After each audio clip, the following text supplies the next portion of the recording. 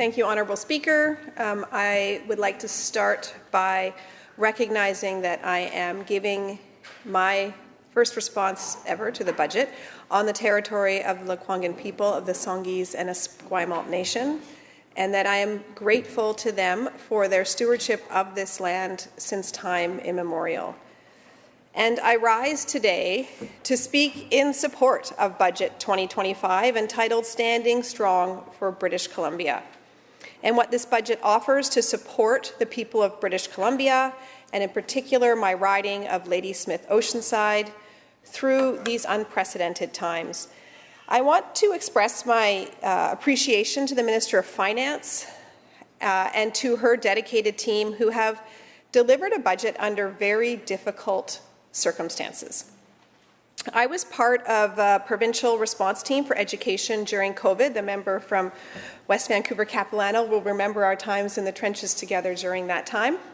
And during that time, we used the term unprecedented a lot as well. But somehow, in reflection, that time feels more stable than what we are experiencing right now. During that time, provincial health had experts in population medicine that had education, training, and experience in pandemic response. Public health had guiding principles that are designed for use during a public health emergency that helped guide the decisions that we had to make. We had previous pandemics to look back on and learn from. My dad was a child during the polio epidemic. Both he and my uncle contracted polio and both spent months in iron lungs. My dad consistently reminded me during that time that we had done this before and that we would do it again. We had a precedence for navigating pandemics. But this current threat, the one that has us once again using this term unprecedented, is giving new meaning to the term.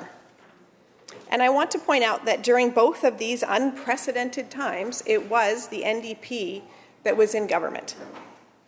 And that can make for a rocky road, an unprecedented one, if you will, from which to govern.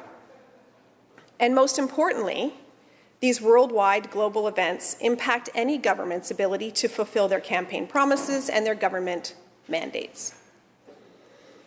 But as a parent, I am very glad that during these times, it was the NDP government that puts people first and protects the services that people need that was in power during these worldwide gut-punching crises.